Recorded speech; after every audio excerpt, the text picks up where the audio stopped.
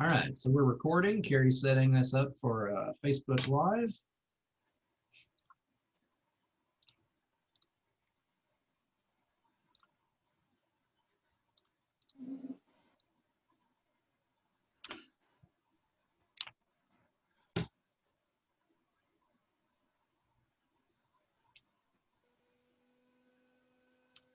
All right.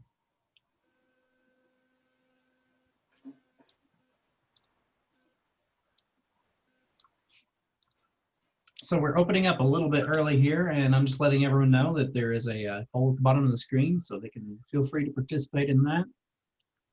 Should be a series of questions, and we encourage everyone to participate.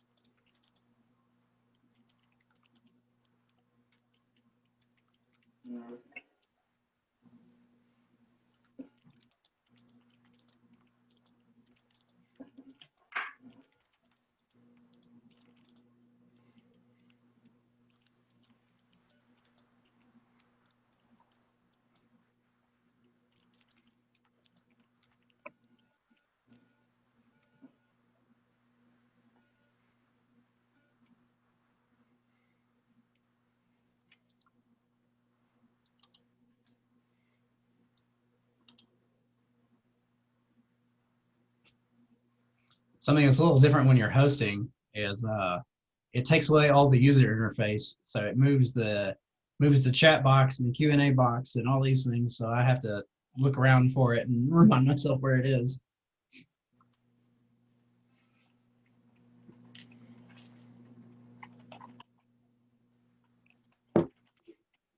Hey, Travis Cheney's joining us.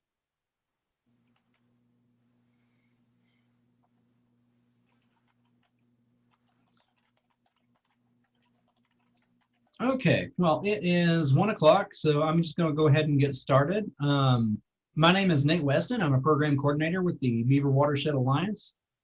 We are a small 501c3 nonprofit located in Springdale, Arkansas, and our role.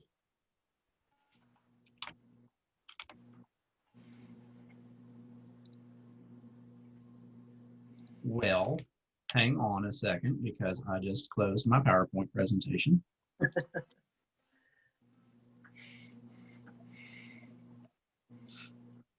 So we are a nonprofit dedicated to the protection of water quality in the Beaver Lake Watershed in Northwest Arkansas.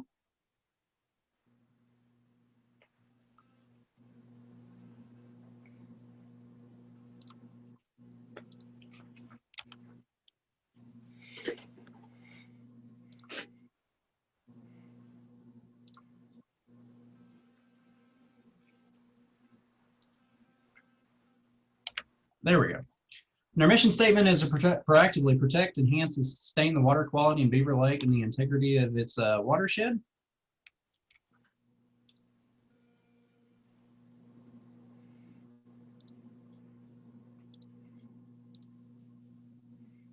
There we go. Sorry, we're having technical difficulties on my end here. The way we do that is through education and outreach, technical assistance, and BMPs. BMPs is just jargon for best management practices.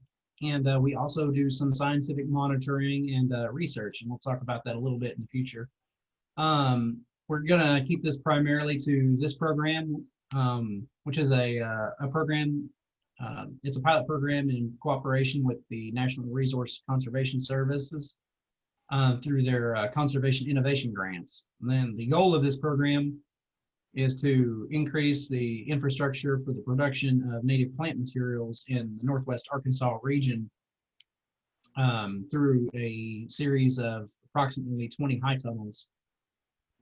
These high tunnels would produce native plant materials, which are used for conservation, landscaping, and various other practices up here in our watershed, and just through the entire region. If successful, this program could hypothetically be adopted through the NRCS's high tunnel program, which is an eventuality we're very excited about to potentially have that done.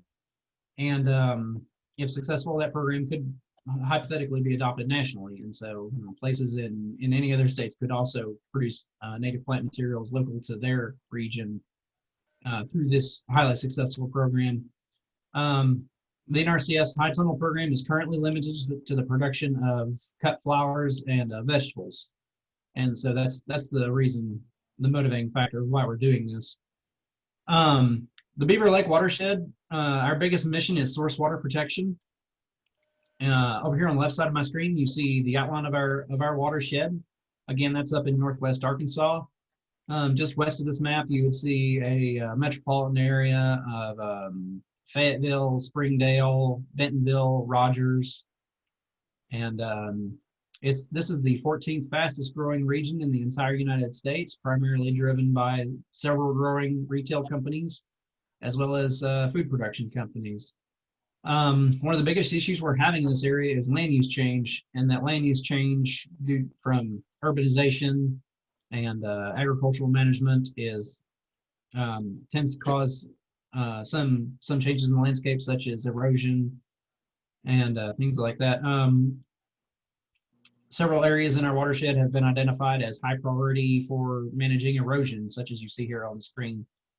In those watersheds, which are colored red, these are listed as high priority areas for managing erosion and reducing erosion. And this is all to reduce erosion going into Beaver Lake up in the north side of the image in the watershed. This is the drinking water source for 1 in 6 Arkansans, or roughly 500,000 people.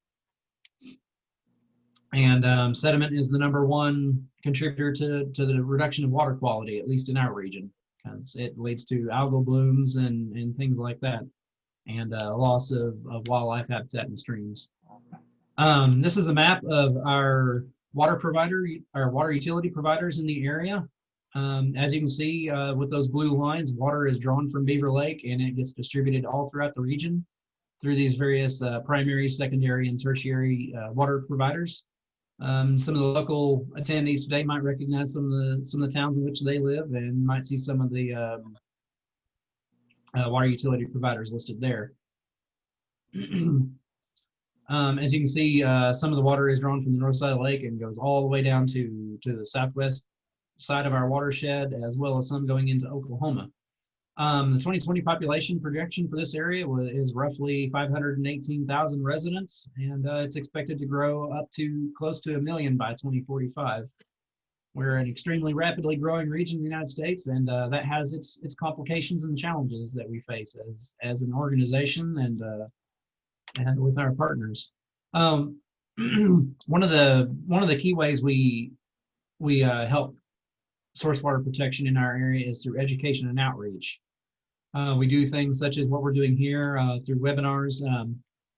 In times before COVID-19, we had in-person workshops, farm field days, and we worked with several partners. You see some folks here from the Nature Conservancy. There's some good partners with us. Game and Fish Commission and Arkansas Natural Heritage Commission and several others.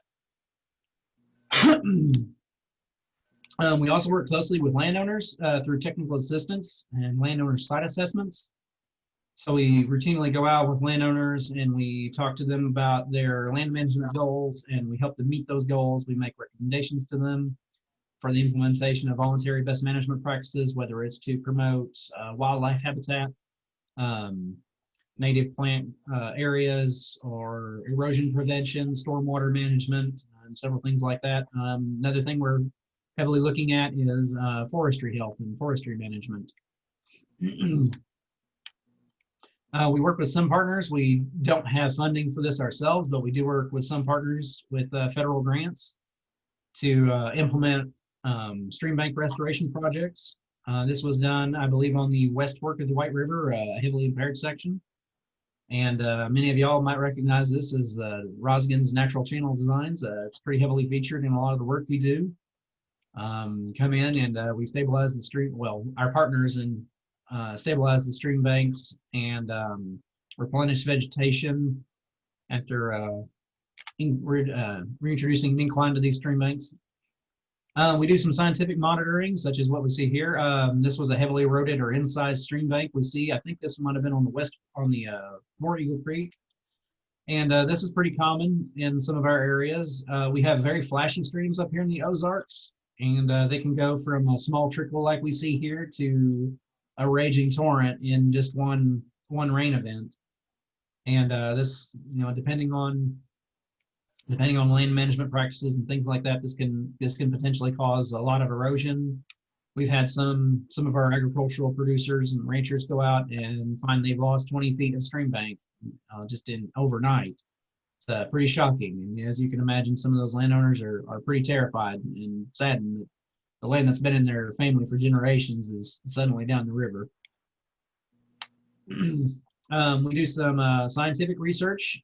This is a project we've been working on down in the West Fork of the White River watershed to potentially reduce peak flow in the watershed through the implementation of stormwater ponds at first order catchment basins. These catchment basins could hypothetically reduce the amount of peak flow in the watershed and in those higher tributaries. And as you can see on those graphs, we're seeing some pretty promising results on that. We're looking forward to continuing that in the future. And all this ties in with this greater program of native plant materials and this conservation innovation grant that we're working on with several partners. We do have a couple speakers here today that are going to talk about propagating native plants and licensing. That's the licensing part's probably going to be very particular to Arkansas. I know we have some participants here today who are not from Arkansas, and but we still think some of the material here is going to be very relevant to you all as well. We use native plants a lot in a lot of our practices and a lot of our activities.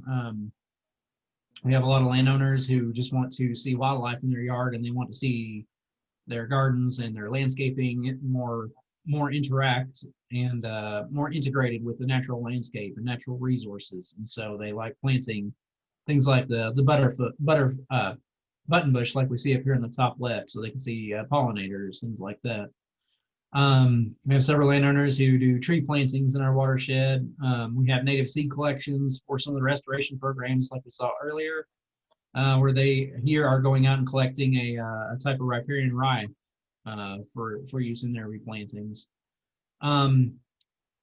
We have one participant who is also active in a program with Audubon, Arkansas, where they are already producing native plants through that program, which is highly successful and highly popular in this area. And we work with landowners in public areas to install riparian buffer demonstrations and restore some of the riparian areas we see, as well as low impact development, or LID, where native plants and native plant materials are used to protect filter stormwater as it flows off of impervious surfaces like concrete, pavement, things like that. We can't do this alone. We have several partners that help us with this. To do anything successful, you have to have a wide range of partners. If you have any questions, just feel free to enter it in the chat box down at or not the chat box, but the Q&A section down at the bottom of your screen. We do also have a series of poll questions down at the bottom of your screen, so feel free to interact with that. This is also one of 4 series in this program. This is the second of 4. If you haven't seen the first one or weren't able to register for the first one, it should be up on our YouTube channel, which you which should be on here later, or I can also offer that to you, or if you're curious, you can enter it in the chat or in the question box, and you can also answer it there. With that, I'm just going to go ahead and introduce Rose Gergerich. She is our first speaker for today. I'm just going to go ahead and stop my screen share. Rose, if you'd like to start sharing, and I'll introduce you. So Rose is the head of the Northwest Arkansas Master Naturalists native plant team. She grew up on a dairy farm in northern Wisconsin, where she learned to grow and appreciate plants from her parents and grandparents. She retired from the University of Arkansas in Fayetteville after a 30-year career as a professor in the Department of Plant Pathology with a specialization in plant virology. She now lives in the Boston Mountains of southern Washington County, here in Arkansas. She's an active member of the Northwest Arkansas chapter of the Master Naturalists, where she helps with the native plant team. Rose enjoys working with fellow Master Naturalists in the greenhouse and nursery on her property, where the Master Naturalists propagate plants for their distribution in Northwest Arkansas. And Rose, we thank you very much for participating today. Okay, first of all, can people hear me? All right. Nate, thank you for the opportunity to spread the word about native plants and about our program for producing native plants. I would use the caveat to say we are all amateurs in our group. We have 300 different volunteers within our Northwest Arkansas Master Naturalist chapter, and a lot of them work with our native plant efforts. Another caution that I should say is over the last 9 years, we've developed a series of procedures and materials that we use. And this is just what we've developed, what works for us. There are a lot of other resources and ways to do the things that we do. So this is just our story, what we've been able to accomplish. And so what we have is a native plant team within our Northwest Arkansas Master Naturalist chapter. And can't see my slides when I do that. Okay. Hang on. So this was what one of our members called a perfect storm. So 9 years ago, we came to realize that there was a lot of local interest in native plants and a lack of commercial sources, especially with locally derived germplasm. And we had a lot of very interested and energetic Master Naturalist volunteers. So we started this as a self-supporting program within our organization. And we did have, at that time, I'm happy to say, let me see, a propagation facility. It's my sort of bucket list greenhouse that I built after I retired. So it was all set for things to happen 9 years ago, and this is sort of the story of the evolution of it. So what I'm going to do is go through and talk about what we do over the course of a year. So in the course of a year, we start with seeds, and we go all the way to plants that we're selling at our sales and so on. So I'll just go through these different areas here. Our overall objective in the native plant team is to encourage the use of native plants by providing them, not just selling them, but providing them to cities, state parks, nonprofit organizations, along our greenway, which is really important in our part of the world. And then also to educate ourselves and others about the utility and beauty of growing native plants. So I'm not going to talk about a lot of that. I'm going to talk about the actual procedure that we end up using. This is where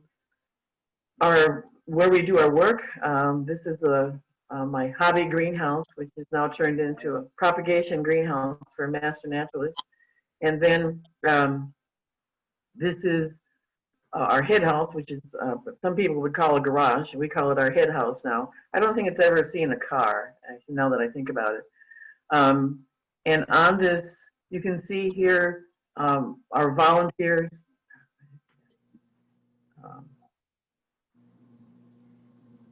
That are working here transplanting plants, and then eventually our plants go into what we call our container yard. So this is all at our place south of West Fork.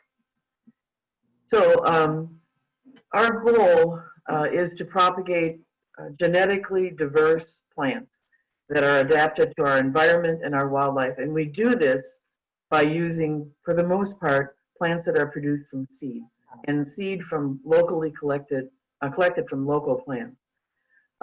These seeds are the result of pollination, so it's got the representation of the normal genetics of plants in our area, and the seed is collected locally, and then also from, we do source plants from nurseries in our region.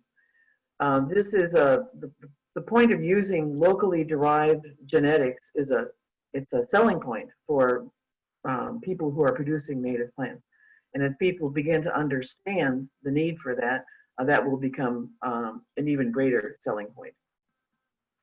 So in our project right now, we are at the point where we've located native plants, we've identified them, and so this is we're just finishing up this part of it.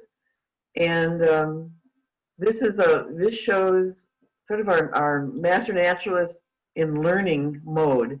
This is a yard in Rogers. Warren Fields, who's sort of the guru of our group, has completely converted his front yard and backyard to native plants. And we're here learning about native plants. So we have like a little lecture sort of thing beforehand.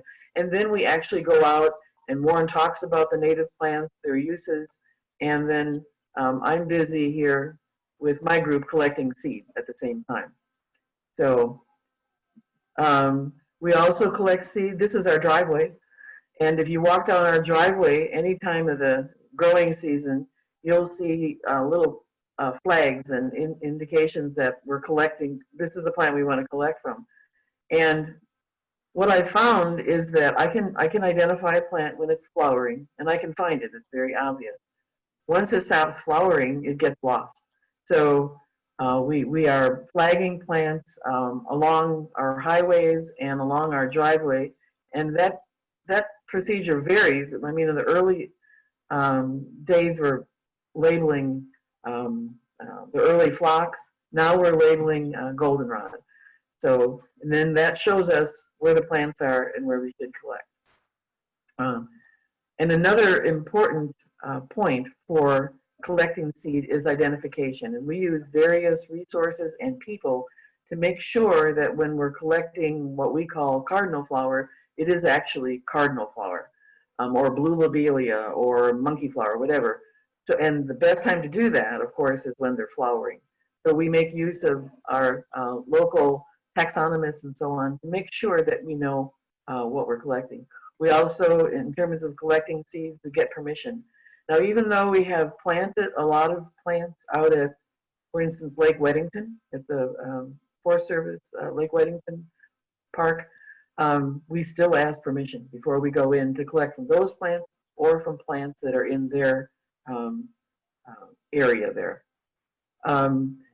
When we collect, we generally collect from several plants within a cluster, again, looking at increasing the diversity we have, and we collect from different locations. So right now I am anxiously waiting for our cardinal flowers to fully set seed. They're not ripe yet. And I have 3 different locations that I'll collect from, but they're not quite ready. Don't collect from rare species, that's obvious. Wait until the seed is ripe, because if it's not ripe and ready, it won't eventually germinate. So you have to kind of learn how to judge, for instance, with our cardinal flowers. I have to learn when to collect the seeds. And it is a sort of a compromise, because there are a lot of other creatures out there collecting seed. And we want to get to the seed before the catbirds and other birds collect them ahead of us. So for harvesting seeds, plants with fleshy berries, I'm thinking beautyberry, spicebush, we wait until the fruit is soft and can come off easily, kind of like when you pick apples, the same idea. For grasses, we just strip off the seeds, and then I'll show you some examples of seed capsules that explode, and they take sort of a special consideration. So just to emphasize here, every plant, every type of plant and seed is unique, and you have to learn how to deal with the uniqueness all the way through the propagation process. This shows inland sea oats. Probably this afternoon I will collect the ones in our woods just by stripping off the seeds from the seed pod. This is a little more difficult. This is a tulip tree. Tulip trees are very tall, so you might have problems getting up there and collecting the seed. This is an interesting one. The first year we collected, so this is wild petunia. It has a beautiful blue flower. And then this is the seed pod. So if you wait, that seed pod, when it's mature, it springs open and spreads out the seeds 6 feet. And what we found the first year when I collected the pod, first of all, I had trouble finding pods with seeds in because they'd all been dispersed. Then I put them into a plastic bag like you see here on our dining room table. And we kept hearing this weird popping song, and we're wondering what's wrong, what's going on in our house. And it was the seeds, the seed pods dispersing in this sack with a loud pop. Now we know, and we listen for it and enjoy it. You're probably, a lot of you are familiar with Touch Me Not, which is a beautiful flower, impatiens, a beautiful flower to grow. And it also has an explosive seed dispersal. So as soon as you touch it, as many of you know, it pops open and the seeds are gone. So with this, we just grab onto the seed head and hang tight, and they pop into our palms and we can collect them. Some seeds are more challenging than others. This is a Kentucky coffee tree, and literally you have to use pliers to break open these pods. It's just, like I said, each seed, each plant is unique. We do use commercial seed sources. Lissa gave a wonderful selection of seed sources in her presentation, so you can refer to that. These are local or regional seed sources. We don't use a nursery in Missouri, for example. Now, of course, one of the things we're looking for in propagation is variation. If you want the natural genetic variation, but sometimes we get variation we don't really want. And this is a really, it illustrates that very well. In this image here, you see this lavender, beautiful looking seedling, grass seedling. Well, that is a chlorophyll mutant of purple top grass. And the purple top grass normally is green, but when you take away the green, if it's the mutant, it's that lovely lavender. In 2 or 3 days, it dies because it doesn't have chlorophyll. But again, it illustrates the diversity that you get. This slide here, this is actually a white, pure white seedling of one of the milkweeds. I don't remember which one.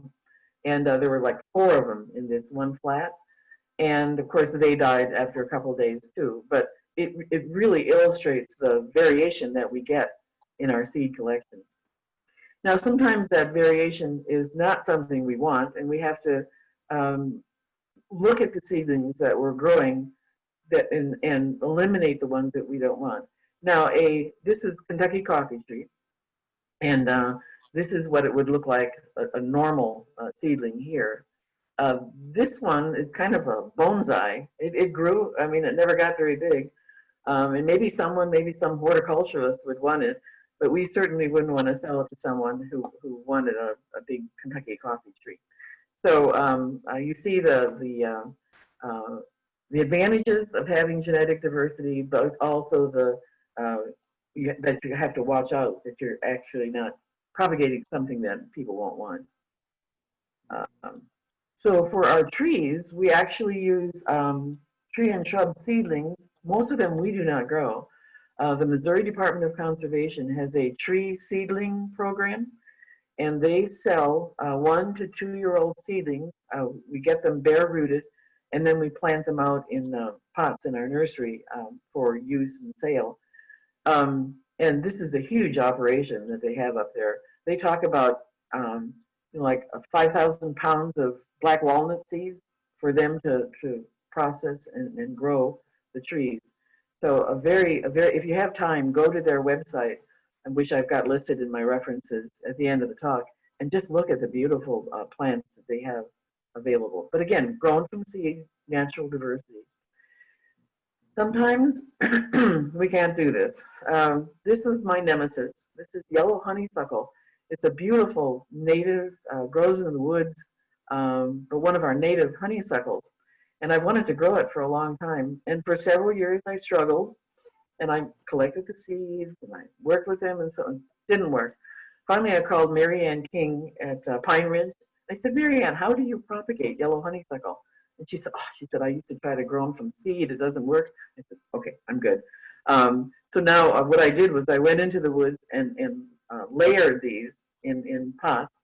In other words, taking the vine and putting it in a pot so that it would form roots. And now we have our own propagation bed for yellow honeysuckle. But it's not genetically diverse. It's very uniform. It comes from one location in our woods. So when we're collecting seed, we always have once we get a collection of seed, we have information that goes with it, and that information goes along with the seed as it travels through our propagation setup. So we have the common name, the scientific name. This was collected by Warren Field, so his name. It was collected in Rogers. This information here, which we try to get hold of right away, and you'll see why, is how we have to treat the seed before we actually are planting it. And this goes into a database, same information on the database here, and you can see here this column here on seed treatment, which I will refer to as we come through. We might have 250 different seed collections in this database by the end of the season. So we harvested our seeds, and we have a lot of people doing this in different locations, which is the beauty of having a huge volunteer force to help us with this. So now the next step is to clean and store seeds. And I will tell you, we also have workshops with this. We couldn't this year because of the pandemic, but we will pull in probably 36 people into the Washington County Extension Office, and we explain to them how to clean the seeds, and they sit there for hours and clean seeds for us, which makes our life a lot easier. So again, education is part of our program. So why do we do seed cleanup? Well, first of all, it removes a lot of the extraneous material, as I'll show you, that's associated with the seed, and that might lead to mold and so on when we're storing the seed. For berries, we remove the flesh, and I'll give you an example of that. We take off extraneous parts of the seed, and I will explain that too. So you can go online and purchase a lot of expensive sieves and so on to be able to clean the seed and separate the seed from organic material. But we have a lovely collection that has come together through different people bringing in sieves and so on with very big holes in the sieves to extremely fine, so we can separate the seeds from the extraneous material. Okay, this is a good example of a seed. It's a fleshy fruit. Many of you are familiar with it. It's beautiful this time of the year. We're about to collect ours. And so this is collected when they're fully ripe. And then we just kind of take them and mash them up and get the seeds separated from the flesh and fruit of the berry. And we've developed this over the years. I used to pick out the seeds and so on, but now we take this mashed up mess here and put it into a tall cylinder and swirl it around, and the seeds very nicely sink to the bottom, and as you continue to swirl it, all of the other material is on the top. So you pour off the top part, and eventually you end up with almost 100% clean seed, and then they're dried and stored from there. So different techniques that we've learned to clean seed. And of course, commercial production is mechanized to do this sort of thing. Excuse me. Okay. So this is tulip seed, tulip tree seed, and you can see on the top we've got these wings on here, and the seed is actually down here, so we can remove just the seed part and store that for use. This is, I believe this is Joe Pieweed. You know, you see here a lot of fluff associated with it. Here it's been cleaned and ready for storage. So 3 important things for seed storage. One is temperature. We store in once everything is dried, it's stored in our refrigerator. Moisture, for storing the seed, it's dry moisture. And they're in small Ziploc freezer bags, and they remain dry. Actually, our seed collection at this point, those seeds can be used for years. We have a collection of columbine seed that is probably now 6 or 7 years old. And every year we take a teaspoon of the seeds and plant them, and they're still viable. So this becomes a seed bank for us. So we have seeds collected in different years that we can go back to if we need to. And again, label, label, label. That label stays with the seed. We have learned, or I have learned, that we never, if we have a question about a seed identification, we don't say, well, let's plant it and see what it is. No, we don't deal with it because it takes resources and time away from us. We have to know what the plant is if we're going to spend our time and energy to propagate it. This is what our refrigerator starts to look like this time of the year.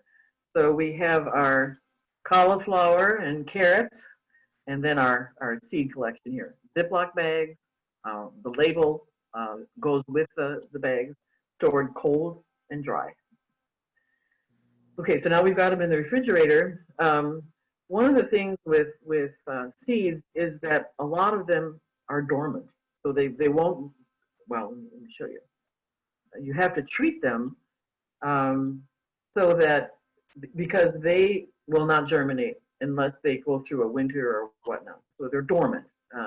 And this is a protection for the plant, because the ones that are being produced now should not be germinating, because they're going to get frosted in a couple weeks. So I'll tell you a story that illustrates the lack of dormancy. This is a beautiful little elm seedling. And this spring, after we had our plants in the container yard, we had literally thousands of these seedlings coming up in our pots in the nursery. And many hours, volunteer hours, were spent pulling those little seedlings out. And this is a plant, okay, it blooms in spring.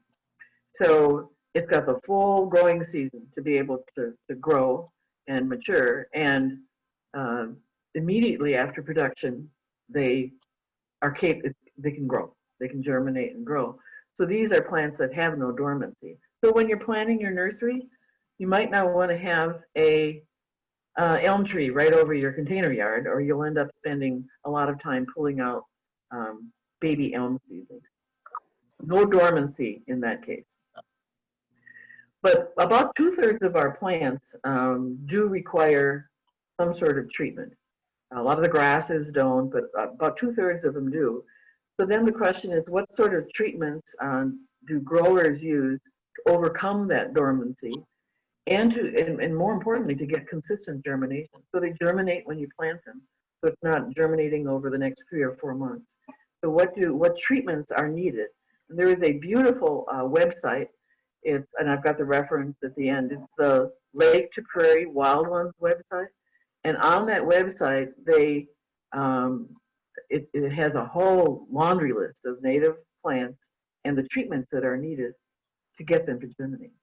So first of all, no pre-treatment. They go in the refrigerator and they're ready to plant. Hot water treatment, this one always bothers me because you literally end up pouring hot water over your seeds. And I always think of those tender little embryos in there and how they can stand that. But with that hot water treatment, you're breaking the seed coat, which is not permeable to water. So there are only a couple, but there are a couple that we pour hot water, boiling water on in some case. The most common one treatment is moist, cold stratification.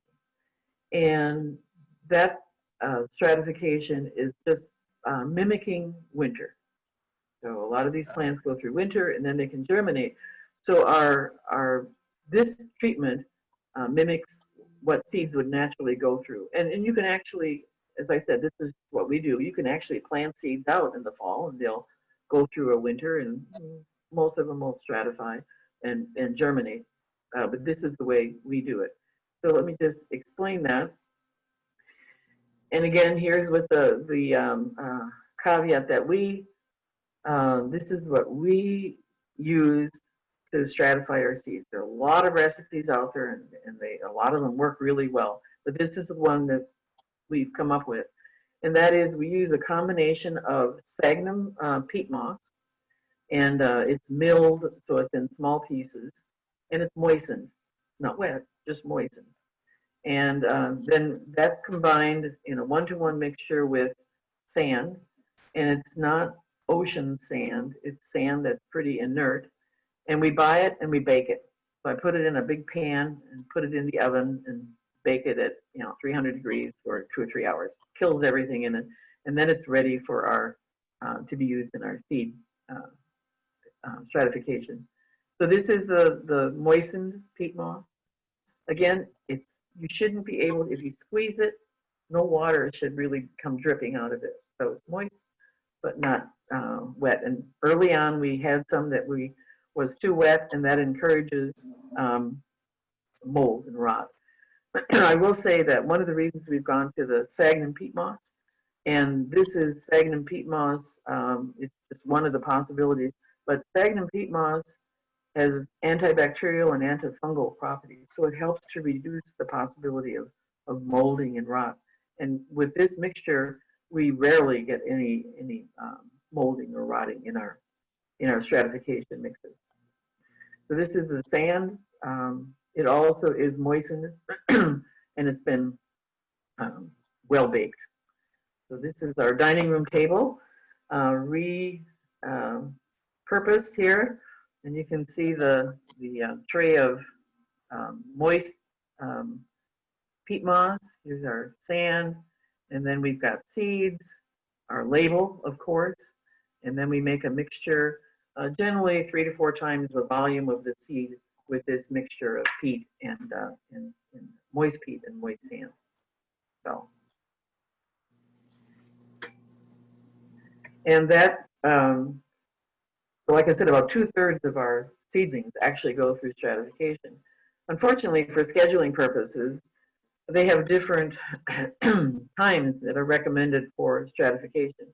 So if we're thinking of planting in mid-February, we actually have to be planning ahead to 4 months before that to stratify our seeds, because if we stratify them in mid-October, they'll be ready in mid-February. Others need only 3 months of cold moist, others 2 months, others 1 month. So you kind of have to backtrack, and that determines when you stratify, so that you're planting everything about the same time. And again, all of this information is on our sheet here, so you know, just looking at the inventory, which ones have to be stratified at 1 month. So at this point, all of the plants, all of the seed sources are numbered. So we have a Texas Green Eyes. We have here 2 collections, and they're numbered 238 and 239. And this helps us keep track of our seed sources. So if we get some weird plant that's not what we want, we know we have to go back to our seed source. So this is what the refrigerator starts to look like. We have them, we now separate them out into those, all those seeds that require 1 month cold moist stratification or no treatment. And then we just pull those out and stratify them when at the appropriate time. And we have a seed stratification workshop, again, educating our volunteers, where we meet at the Washington County Extension classroom. We have 30 people come, and they're helping us make up these mixtures of peat moss and sand and the seed, and getting them ready for stratification. Okay, and then another one treatment that we sometimes have to use is scarification.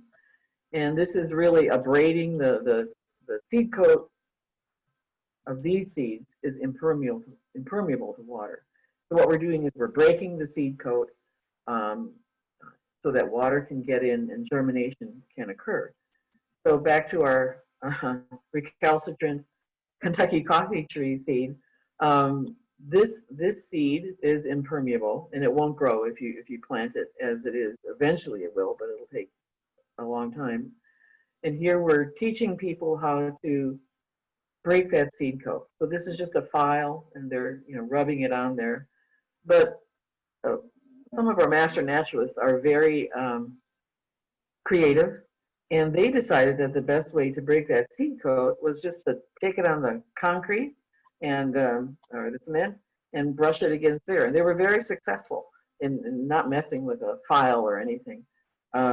So then you end up with something like this. You can see the seed coat has been broken in this area, and water can get in. So that's called scarification. And not a lot of our plants need that, but a lot of the legumes or the bean family plants seem to need that. For smaller seeds, we use sandpaper to break apart the seed coat. This is just between 2 pieces of sandpaper, and gently, you don't want to kill the seedling. That's how we stratify. This is the hot water treatment, which I don't like to do. It just makes me nervous, but it works. Again, breaking apart that seed coat.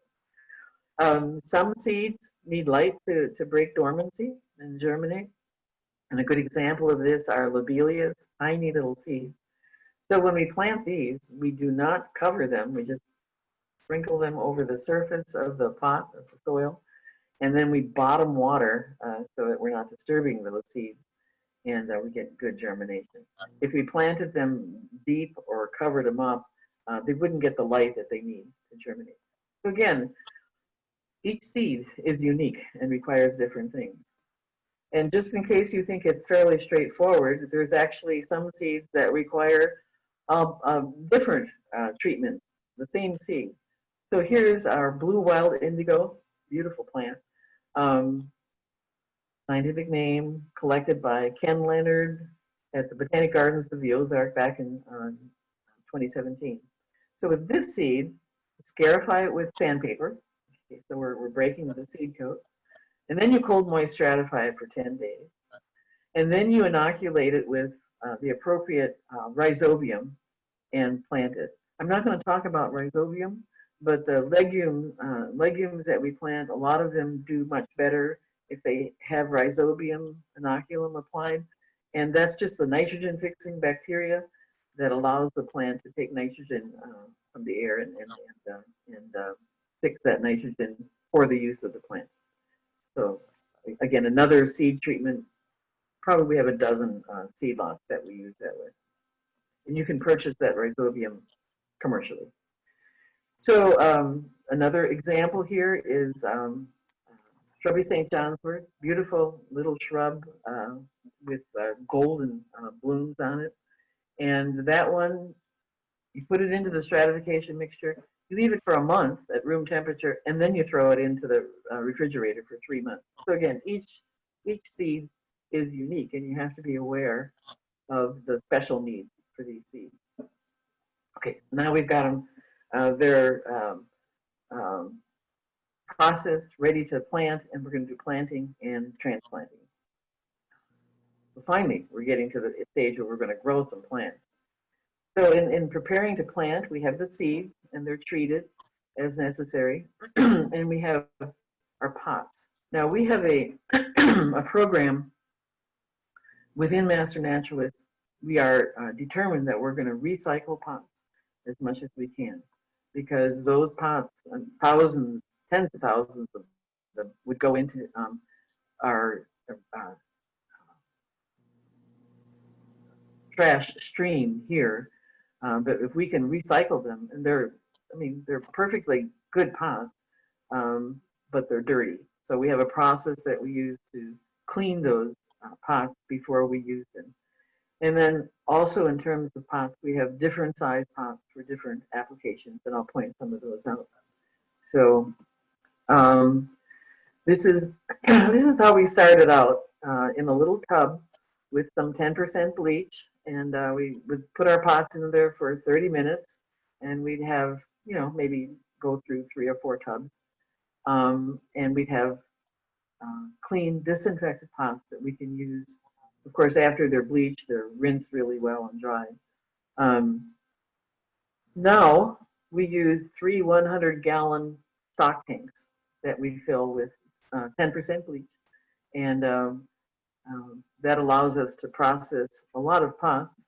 So this is what our garage side looked like a couple weeks ago, and these are all recycled pots. We get them from Crystal Bridges. They plant a lot of plants that they purchase, and then we get their recycled pots. So, so not just pots, but also our trays and flats are recycled. So why do our bleach? There are pathogens, especially root pathogens, that reside in pots, and if those plants are in those pots for a long period of time, or they're coming from the West Coast, they have some horrible root infecting pathogens that we don't want here, and it just starts off our process with clean material that we know is not going to have root infecting or plant infecting pathogens in them. This is what they look like when they're all clean. They're in the garage and ready to go. And you can see the different size pots that we have here. We have these here are tall tree pots that we plant trees in, the gallon-sized pots, the small pots that we use for our early sales. So a lot of variety, and all recycled. So this just finally, we're getting to the point where we're planting. And this just shows one day's effort of planting seeds into our what we call our germination pots. They're kind of squatty looking pots, and all, of course, labeled. Sometimes we plant into flats. All of our grasses go into flats, as well as a lot of plants that we want a lot of, like purple coneflower always goes into a couple flats. What we've come up with our grasses is really interesting. So you plant into a flat like this, and you get a little lawn of turf grass, right? Whether it might be inland seals, for instance. So we take that, you can pull it out, it's a mat, and we just cut it into little pieces, and that goes into a large gallon-sized pot that we eventually grow outside and sell. So it's very easy to transplant those. The soil mix we use, and again, there are a lot of variations on this, but we use a soil mix called ProMix, and it has mycorrhizal fungi in it. These mycorrhizal fungi actually colonize the roots of young plants. So you can see here this fuzzy growth here. That's mycorrhizal growth. And the mycorrhiza live on the outside of the plant root, but they help with nutrient and water absorption. So you get plants that are just going to do a lot better because they have that added mycorrhizal partner in there to help them soak up the goodies. So our seed planting and our early transplanting, we go with the mycorrhiza ProMix. So finally, we have plant seeds. And this shows, so this is, I'm not sure, I can't read the label, which one this is. You see they're germinating nicely, probably the first one that came up, just why I took a picture of it. Here's the plant label now, which says the common scientific name, and it has a number. that original seed collection number that's associated with it. And that will follow it all the way through our plant sales. It's a delicate operation. What we do is we transplant from those seeded pots into the small, these are like little cup, almost, they're probably a cup in volume. So that's the first transplant. And then this is just teasing probably purple coneflower out of a flat to plant. This is frost flower. They're growing nicely. And these are ready to be either transplanted into the gallon-sized pot, or if they're quart-sized containers, these are the ones that we sell at the end of April at our sales. Not all plants, seeds behave the same. And one thing we've learned, this plant, beautyberry, always takes 2 or 3 weeks for it to germinate. And I'm waiting and I'm thinking, oh, the seed's not any good, this is horrible. And then eventually they germinate and they're fine. And I'm thinking the recommendation for this, if you read different websites and so on, is not to stratify the seed. But I'm going to try this year. I'm going to actually put it into a month of cold, moist stratification, and I bet they germinate faster. So again, each seed is unique. This is what our greenhouse starts to look like by the time we're done. So this is the time of the season where it's too cold outside to be growing things outside. So everything is in the greenhouse, and we eventually have tables in here, and every flat surface is covered with seedlings at some point. And then, so now we're doing transplanting, and we transplant from those small pots into gallon-sized pots. This is our container yard, and you can see now these plants are for the most part for later sales. We're going to hold on to those for a month or two before we sell them. And then here is our array of tree seedlings that have been purchased from Missouri Department of Conservation and planted. Okay, we don't use, by design, we do not use hard chemicals in our propagation. And so that means we have to come up with other ways to control pests. We'll have dozens of these yellow sticky traps hung up in the greenhouse to attract any insect that dares to come into our greenhouse. And especially if we have problems with fungal gnats, and we do sometimes. The problem is that we're probably overwatering if we have fungal gnats, but we have to learn that, and sometimes we get fungal gnats. So this will help to take care of those. Occasionally in the past, we've had aphids in the greenhouse because we're not spraying, and they manage to get in. And we order thousands of these aphid-eating machines, these ladybugs, and release them into the greenhouse, and we no longer have problems with aphids. So very effective. So again, we're not spraying hard chemicals, and this is a selling point for growers because a lot of your big box stores are spraying plants with systemic insecticides, and those systemic insecticides remain in the plants, and when our naturalists put them out, they can actually poison the very insects and caterpillars and so on they're trying to grow. So we don't use hard chemicals. There is another chemical. No, it's not a chemical. It's another control that we use on our lobelias. There is a little green caterpillar that comes in, dozens of them will be on a lobelia plant, and they will take that plant down to a seedling, down to the midrib in overnight. So you come in, oh, what happened to this plant? So we prophylactically spray our lobelias with a bacterium called BT, Bacillus thuringiensis, and that will kill caterpillars. We don't put it on the milkweeds and so on, and we put it on our lobelias just to keep them from being consumed by caterpillars. So growing native plants is a year-long process, as I hope I've been able to demonstrate.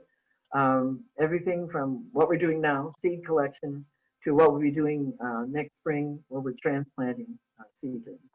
So it's not something you just pick up and decide to do one day. It's something that you have to prepare to do. I know you can't probably even read these, but these are, it's a list of references that I'm sure Nate can get to you, and they are, like, this is the Lake to Prairie, which is the germination, beautiful germination, guide to germination. This is a series, I haven't talked about this, but the soil mixes that we use later on in our propagation are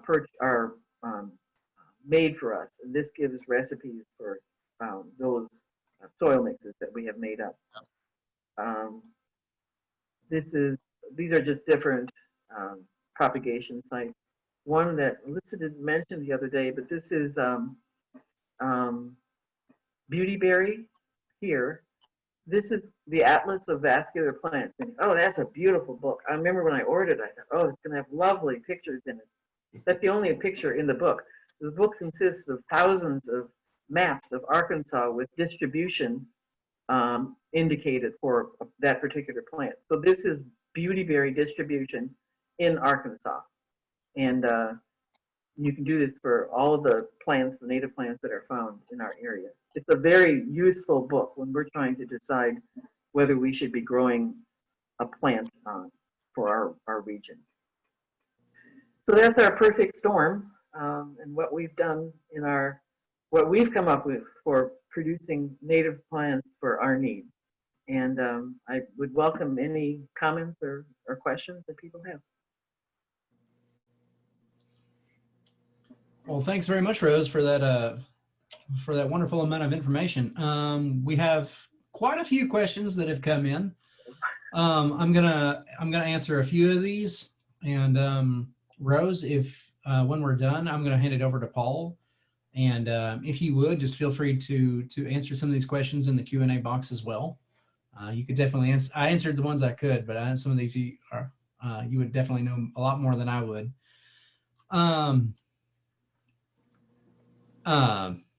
Michelle Wall asked, would you be able to share that spreadsheet that had lists of plants and the stratification information?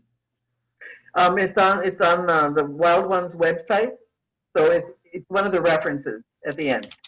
It's prairie to, let's see, prairie to lake wild website, Wild Ones website.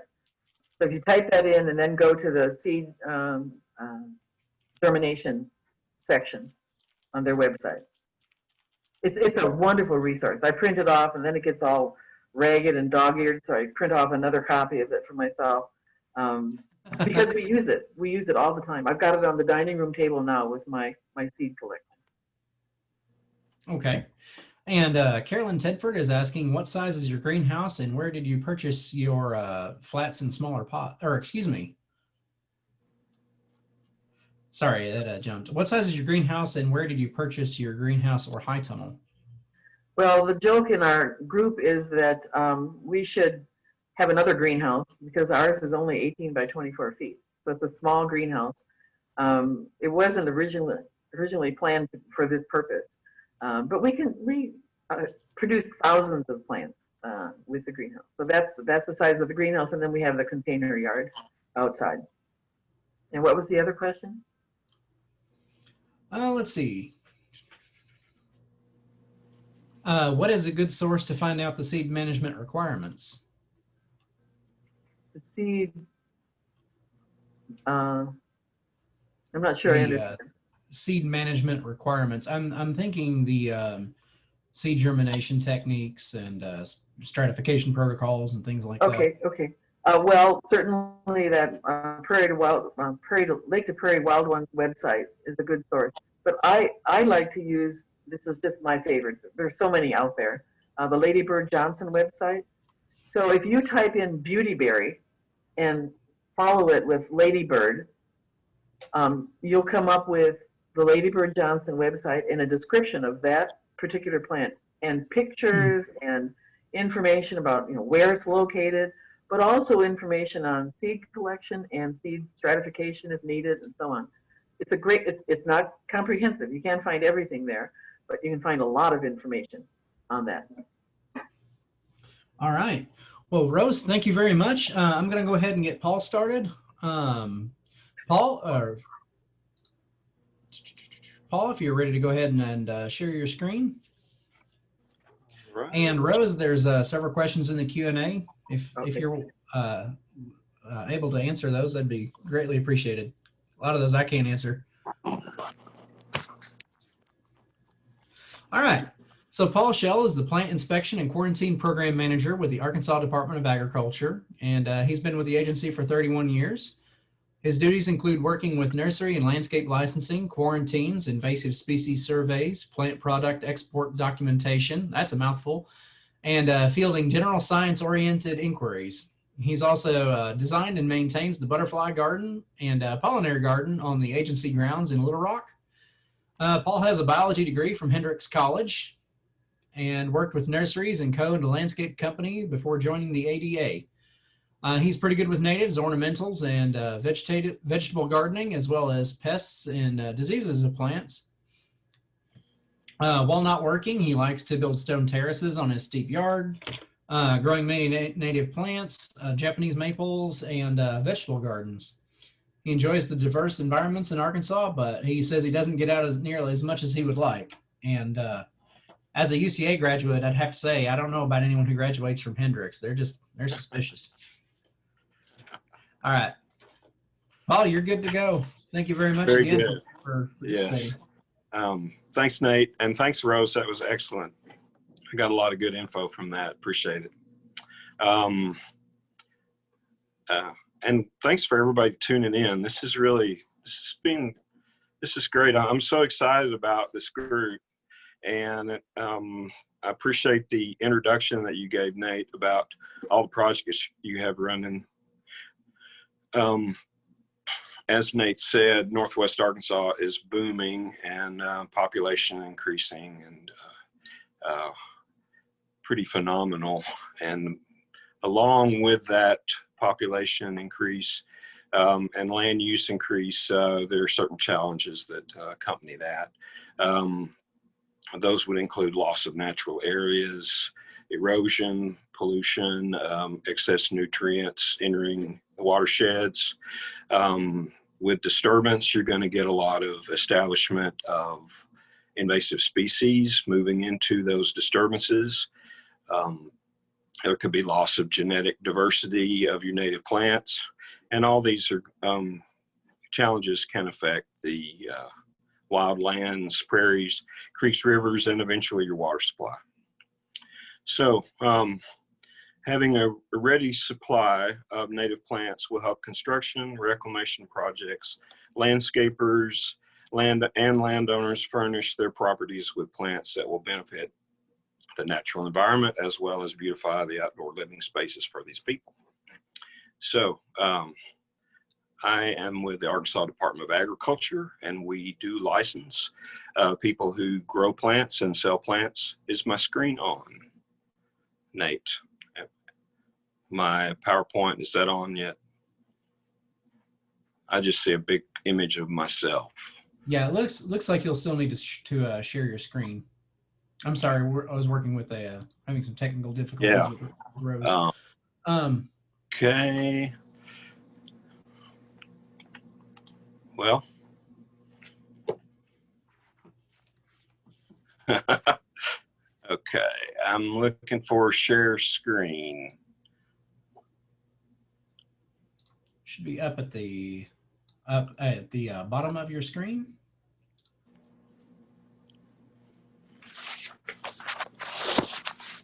It'll be on your desktop. Yeah, I'm not seeing it.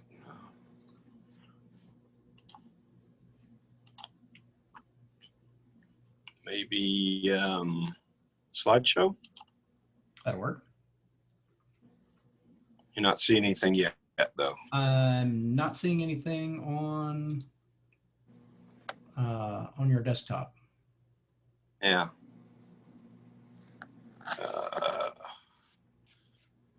Well, dead air. Isn't this great? I have a little bit of history in radio, so this is what everyone dreads.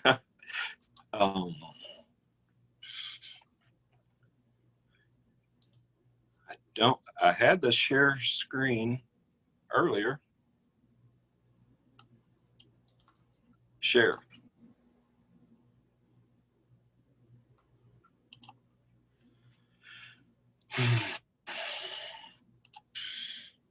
Well, I guess I could just talk. um, yeah. Well, I'll just talk. So y'all get to look at my lovely face. And, in the state of Arkansas, we do regulate the sale of plants.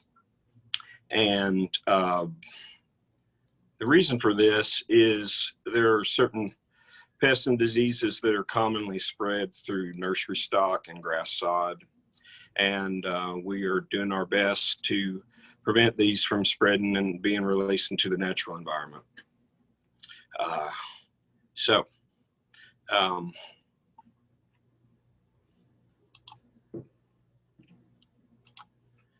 We do have a nurseryman license. This is a license to grow plants.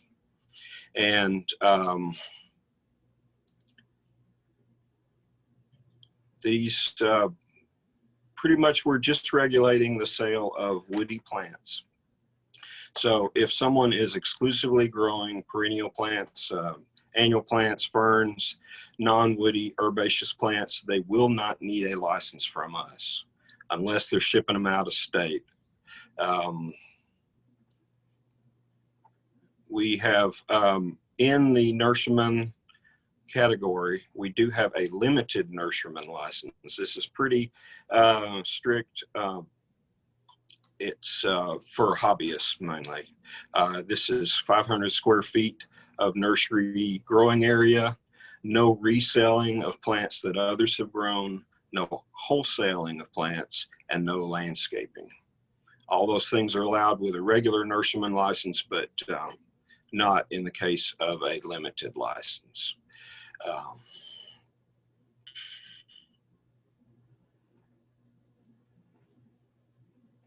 Our annual license runs from 1st November to the end of October.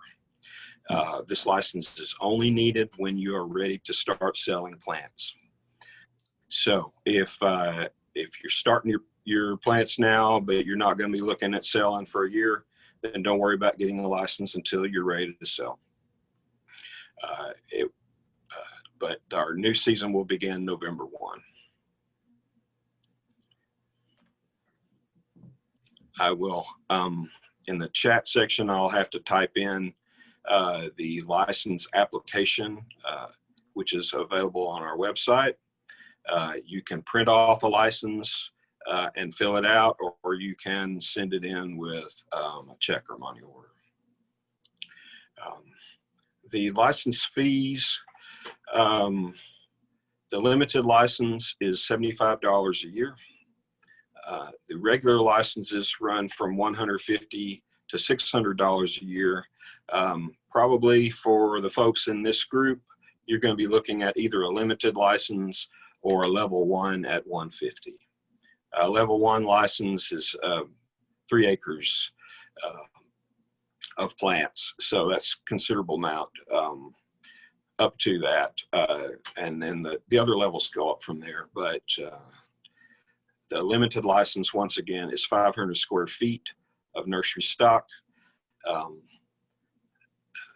and those are sold directly to the public with no wholesaling and no landscape contracting. The regular license, level 1, you can retail plants.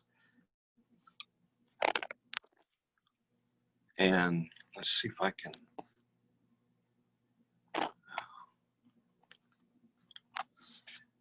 No, thought maybe I could get my screen up, but the regular license, you can landscape and you can retail plants that others have grown. We do a nursery inspection whenever, before we can issue the license. What we do on the nursery inspection is once we receive your application, we will contact the field inspector in your area, and he or she will get in touch with you, make arrangements to come by and inspect your plants. We're looking at the general health of the plants. We're looking for signs of insects and diseases. We're also checking invoices of any sources that you have received plants, and making sure that they you've received those from licensed and inspected nurseries, and that all quarantines have been met. Once we have received the inspection, then we'll process your license and get it to you. So the big thing that we're worried about with our quarantines is imported fire ants and Japanese beetles. So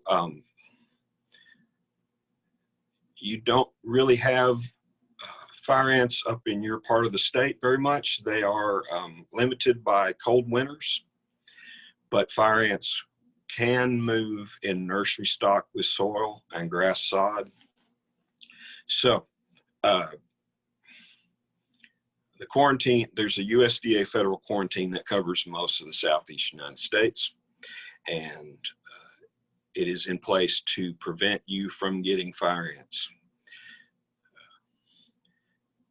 You can receive nursery stock from the fire ant quarantine if those have been treated with an insecticide that is going to prevent any fire ants from moving with those plants. And that would include containerized plants or ball and burlap plants.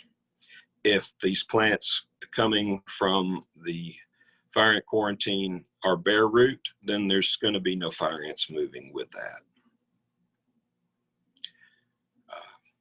Fire ants are an invasive species from South America. They produce huge mounds. They will boil up out of the mound if they're disturbed. They do sting, and it's pretty painful sting, and then it's followed by a really bad itch. As an invasive species, they can replace native ants, so they do impact the environment detrimentally. And so the quarantine is in place to prevent you from getting the places that don't have them yet from getting them.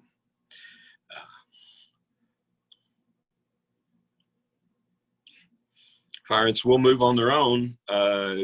Certain times of year they do develop wings and can fly short distances, but they're not really good flyers. They're similar to a termite. They just kind of flop around in the breeze, but they can spread that way. The main way that fire ants are moved is through artificial movement from people, moving nursery stock, moving grass sod, moving hay or straw, or soil, or used soil moving equipment.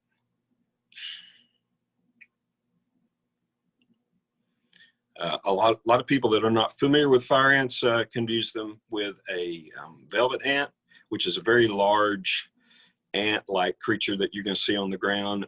Those are actually wingless wasps. So fire ants are fairly large ants. They're not as big as like the black ants that get up in trees and stuff, but they tend to be sort of a reddish brown, and you'll see various sizes within a mound, and they just grow larger as they age.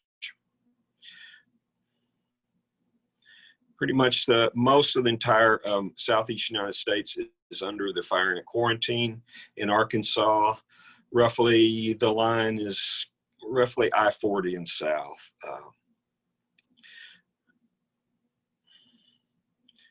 There's potential that fire ants could spread well into Northwest Arkansas, even up into Missouri. They are limited by cold weather, so a severe winter will definitely impact their population, but they could certainly overwinter in Northwest Arkansas. In areas where they are marginally hardy in the winter, often they will build mounds like on a south face of a building or a parking lot island, a little planting island in the middle of a parking lot next to a sidewalk, things like that, where the heat can radiate down and warm them in a slightly more so than they would be just in an open field or in a yard. Another insect that is of concern for nurseries is Japanese beetles, and I figure most of y'all are pretty familiar with them up in your part of the state. Northwest Arkansas is considered, Benton County and Washington County are both considered infested with Japanese beetles. They are starting to spread in the western part of the state, in the River Valley. We're seeing them along the Missouri border and even down into Greers Ferry Lake region, and they're just starting to show up in central Arkansas. Japanese beetles are pretty destructive creatures. They will eat the leaves of several plants, native and exotic. They tend to skeletonize the leaves, kind of leaving lacy veins behind. They emerge around June and live, basically they just eat and make babies, and lay eggs late summer. Those eggs hatch out and become grubs. The grubs live in the ground over winter and emerge in June the following year. Japanese beetles can move in nursery stock with soil, bulb and burlap plants, containerized plants. This is an issue if you are going to be moving any plants west of us. The western states do not have them, and obviously they don't want them. And there are certain things that can be done if you do have them. Basically, you want to kill out the adults so they're not laying eggs. And that can be just simple things like physically brushing the beetles into a bucket of soapy water. Or you can set traps out that have rose kind of odor lure that will trap them. There are pesticides that like 7-Dust and things like that that will kill the adult beetles.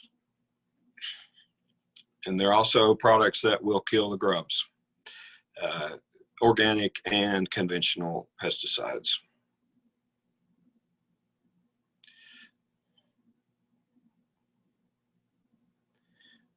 Briefly, I want to talk about ginseng as well.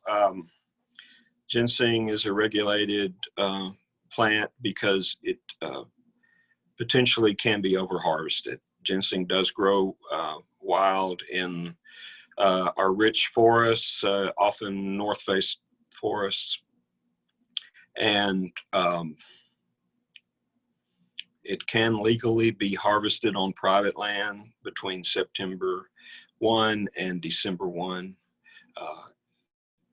And it can be sold to ginseng dealers between September 15th and December 31.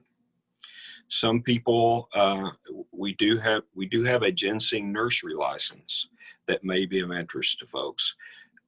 This is a license to sell ginseng plants and ginseng seeds that you have grown.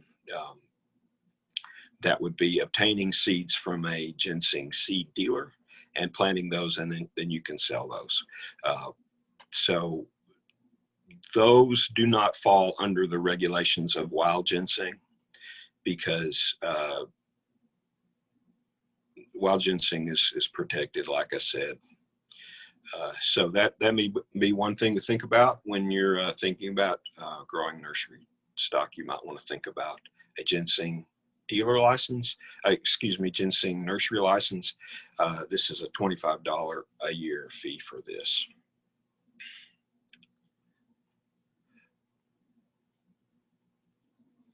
So just wrapping up, and I really apologize that I'm the only one that gets to look at my PowerPoint, but I think when you're thinking about what natives to plant in a given situation, think about where those plants are going to be growing. A lot of times when we think about native plants, we think about those fabulous spring ephemerals that grow in rich forests and just look amazing next to a creek or something. Well, that plant is not going to work in a prairie, obviously. So think try to match the plants with a given situation based on light and moisture, and then some plants will have even more particular requirements like pH, fertility, and things like that.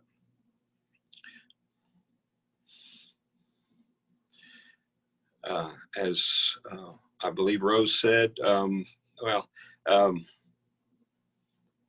with your hoop houses and greenhouses, you might want to think about a shade cloth to be used in the warmer months, because greenhouses can get really hot in the summer.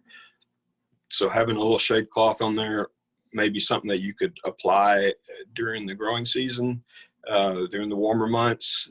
That will might make your greenhouse or hoop house a little more tolerable. With a greenhouse and hoop house, sometimes there are certain pests that would be particularly more of a problem in these situations. If you do require the use of a registered pesticide, this is something that would not be available at Walmart, Home Depot, things like that. You can get a private applicator license with the Department of Agriculture. This is a free license. It does require passing a test for this. And with this license, you could basically, they go over safety issues with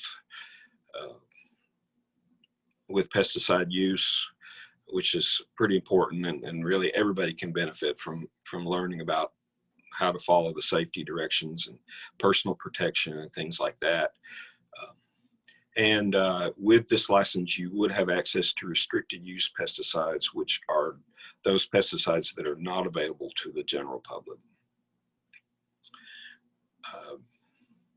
The Cooperative Extension Service is an excellent resource for all things growing, plant identification, insect identification, tips on how to grow different plants. I use them constantly. They're really great folks, and they know their stuff. The Arkansas Department of Agriculture does have a program called Arkansas Grown, which is a website where you can list your products that you have for sale. So if you're growing native plants, you can be listed there for free, showing that you have native plants for sale. You can link on that website to your own website. So this would be a really good asset for folks who are trying to find customers. Another excellent group that you need to consider being a part of is the Arkansas Native Plant Society. They know their plants. They often have scheduled trips and meetings where they go and look at very rare plants and scenic places that are very rich in native flora. One last thing is Arkansas Green Industry Association. This is a private trade group which promotes the nursery and landscape industries in the state of Arkansas. And they have an annual meeting, usually in January in Hot Springs, where they have a trade show where you can meet suppliers and affiliated folks. And also they have seminars that talk about marketing and different aspects of plants, designs, things like that. It's a really good group. And so that's something else to consider. And I really apologize that I could not pull up my PowerPoint, but in the comment section, I'm going to put my contact info and phone, and please feel free to give me a call anytime. And that's all I've got. So I guess we've got time for questions, Nate. Yeah, and we apologize for some of the technical difficulties. Rose is not able to access the question and answer box. So what we're going to do is we're going to answer those outside of the webinar, and I'll go ahead and provide those answers to all the folks who participated in this today. So you will see feedback on that too. And Okay. Paul, I'd be happy to include your information or presentation or whatever you'd like to include on that. Great. We did get a question about ginseng growing. I believe, Paul, you've answered that. Krista is asking what level of licensure is required to be considered a dealer, and how does a dealer differ from a nurseryman? Great question. We have 3 plant licenses with the Arkansas Department of Agriculture. Those are nurseryman, which is a grower, nursery dealer, which is a retailer, and landscape contractor.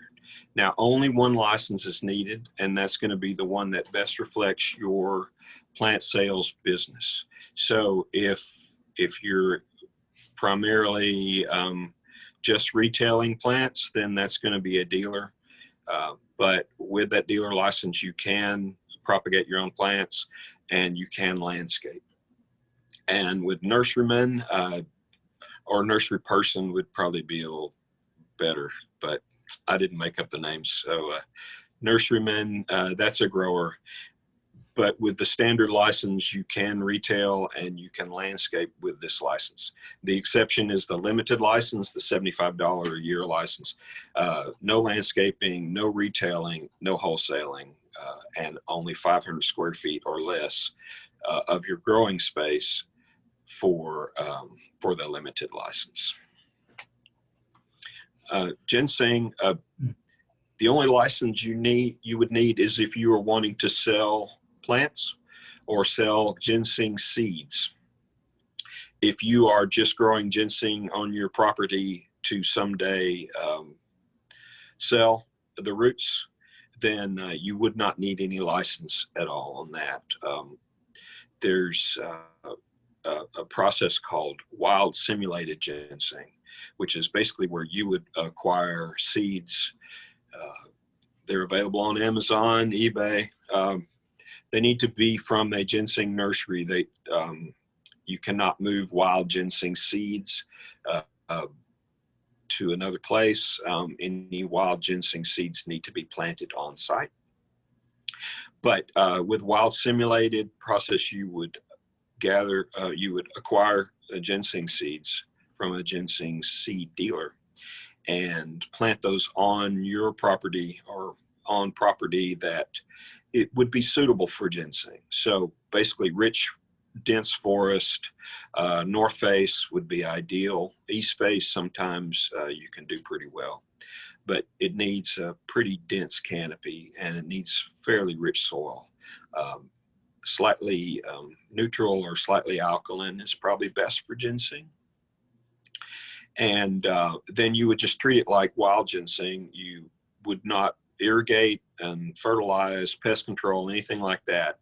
Just let it struggle, let it grow, get gnarly and twisted. And that is going to be the roots that the buyers want. So after 5 years, ginseng root can be dug and sold. It needs to be 3 prongs or more. Needs to be in red berries replanted on site, and then dug between September 1 and December 1. Okay. And one of our producers in our grant program is asking, what are natural or organic ways to remedy Japanese beetle infestations? They have an organic farm, and also do not see keeping the greenhouse closed 24/7 as a viable option, and would like to know if there's any alternatives for that. Like I said, physical brushing them in the soapy water. I would research spinosad or maybe rotenone, which are both organic insecticides. Also, there is a biocontrol called milky spore disease, which is a bacteria, I believe, or it might be fungal. It lives in the soil, and it will kill the grubs. Basically, it kind of cannibalizes the grubs, and then it reproduces that way. So with milky spore, you're looking at a few years before you're really going to see any results. But that's the only organic methods I know of that someone who's an expert on organics can probably advise other options as well. Okay. And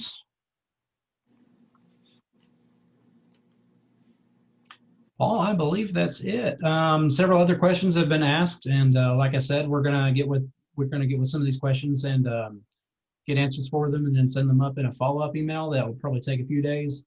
Great. This webinar is also recorded and will be uploaded to our YouTube channel, which I'll type in the chat box here.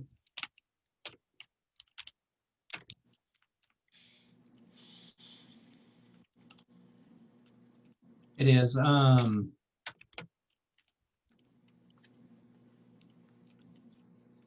we did a webinar last week on Thursday, and that should be live on our YouTube channel now. Be very you'd be welcome to watch that as well. This one should be live by Wednesday of next week.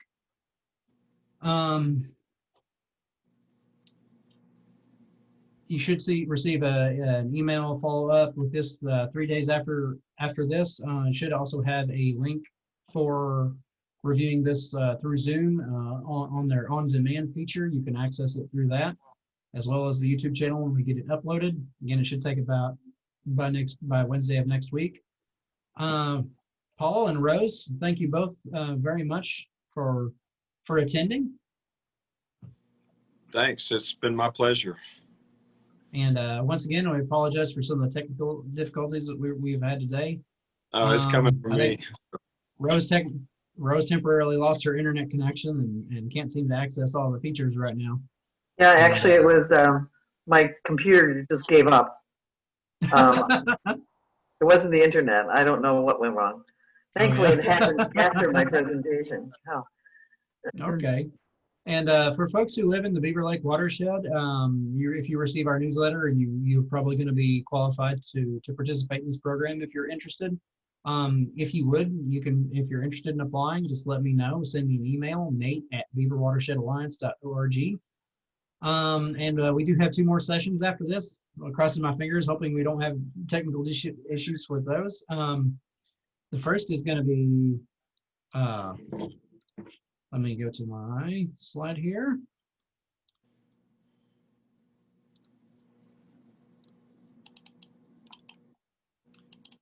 So we've done 4 of these. The next one is going to be October 22nd from 1 to 2 p.m. That's going to be Mervyn Wallace with Missouri Wildflowers Farm. He's going to be talking about some of the economics of operating a large-scale native plant business, and something that we would like to see encouraged up here in Northwest Arkansas. The last one is going to be October 28th with a recorded session with Mark Kane with the Dripping Springs Garden, October 28th, 1 to 2:30 p.m. This is a recorded session.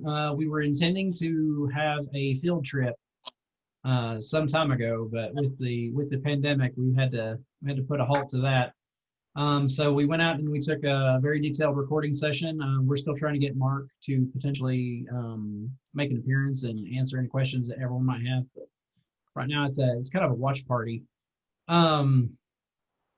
Like I said, we'll go through the questions and send everyone feedback and on the questions they've asked. Thank you all very much for attending. Thank you for participating in the poll. And we look forward to seeing you on Thursday and Wednesday next week and the following week. All right. Thank you very much for participating, and hope you all have a good weekend and go do something fun. Enjoy this wonderful weather we're having. All right. Have a good one. Thanks, Nate. Thank you.